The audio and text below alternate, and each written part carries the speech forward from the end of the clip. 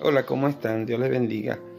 Dice en Mateo, en capítulo 27, el versículo 50 y 51, mas Jesús, habiendo otra vez clamado a gran voz, entregó el Espíritu, y aquí el velo del templo se rasgó en dos, de arriba abajo, y la tierra tembló y las rocas se partieron.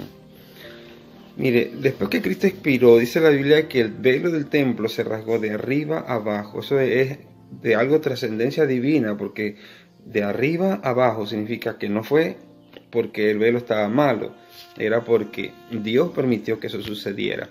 Ahora, ¿de qué velo están hablando? En el templo de Israel había, dentro del mismo templo, había una parte que le llamaban el lugar santo, y estaba dividido por una cortina, que es ese velo que están hablando ahí, hacia el lugar santísimo. A ese lugar santísimo, el sumo sacerdote, solamente él podía entrar una vez al año a ofrecer un sacrificio por los pecados de él mismo y por los pecados de todo el pueblo. ¿Ve? Ahora, ¿por qué el velo del templo se rasgó? Porque esto tiene un gran significado. Eso significa que cuando Cristo fue sacrificado y murió, Él estaba pagando por todos nuestros pecados, y entonces el sacrificio ya estaba hecho, era perfecto, ya no se tenía que hacer más sacrificio. Entonces, al romperse el velo por en medio, se estaba diciendo que ahora todos tenemos libre acceso a ese lugar santísimo por la gracia de Dios.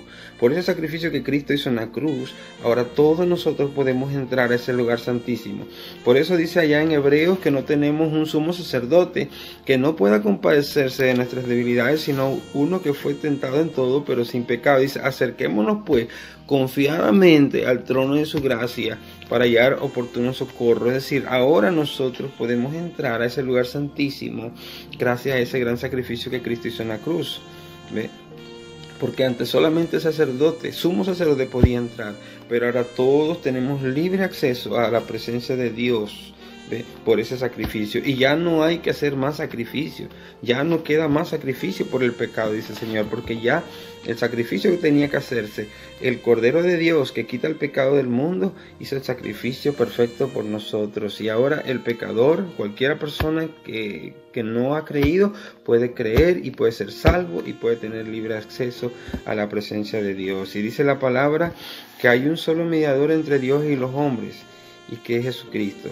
Nosotros no tenemos que ir a ningún mediador humano, nosotros no tenemos que buscar nada para acercarnos a Dios, sino nosotros mismos podemos ir a Él y tener comunión con Él gracias a ese sacrificio que Cristo hizo en la cruz por nuestros pecados. Dios les bendiga.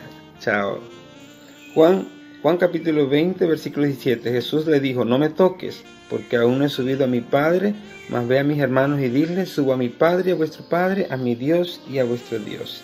Estas fueron las palabras que el Señor Jesús le dijo a María, que fue la primera que lo vio resucitado, y Él les dijo a ella, no me toques, porque no he subido a mi Padre.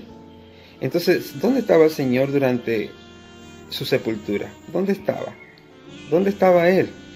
Cuando Él le dice a María, no he subido a mi Padre, entonces Él no había ido al cielo. No, Él no había ido donde estaba el Padre. ¿Saben por qué?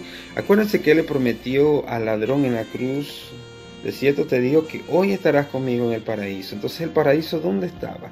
Bueno, algunos estudiosos de la Biblia, y yo también creo lo mismo, creen que el paraíso estaba en el centro de la tierra, ¿ve? Y que lo que le llamaban el Seol en el Antiguo Testamento estaba dividido por dos partes, lo que llamaban el Seol, el seno de Abraham o paraíso, y el Hades, ¿ve? El Hades, el infierno, estaba dividido por una cima, que era como un abismo que lo separaba uno del otro, ¿ve? Por eso hay una historia en la Biblia la historia del rico y Lázaro. Nosotros no creemos que eso era una cuento, una parábola, no, era una historia, porque en las historias se dan nombre de personas. Ahí mencionan a Abraham, ahí dicen Lázaro, ahí mencionan a Moisés, ahí dicen nombres de personas. Entonces era una historia.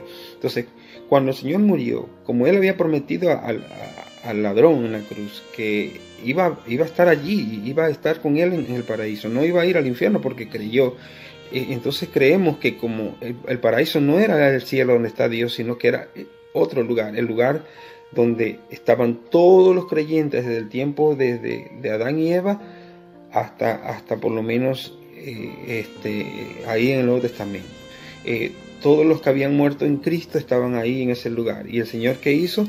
Dice la Biblia allá en Efesios, que por cuestión de tiempo no tengo tiempo para leerlo, pero dice que Él descendió a las partes más bajas de la tierra. Aquí lo dice en Efesios capítulo 8.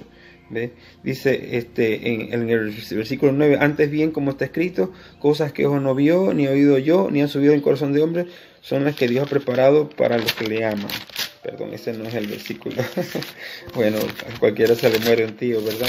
Pero aquí en Efesios, es que agarré un libro que no era, dice en el versículo 8, subiendo a lo alto, llevó cautiva la cautividad y dio dones a los hombres. Y eso de que subió, ¿qué es? Sino que también había descendido primero a las partes más bajas de la tierra.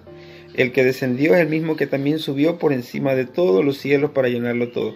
Dice la Biblia que llevó cautiva la cautividad. Eran las personas que estaban en el paraíso en ese tiempo y fueron liberados todos esos creyentes y ahora ya están en el cielo. Desde ese tiempo para acá, todos los que creen en Cristo van con el Señor, van al cielo. ¿Ve? Pero antes de ese tiempo iban a ese lugar, al paraíso o seno de Abraham, que también era un lugar hermoso, era un lugar bonito, pero nada parecido como el cielo. Entonces, con razón el Señor le dijo a María, no me toques, porque no has subido al Padre. ¿Ve? Algo de doctrina para que aprendamos. Buen día, Dios los bendiga, chao.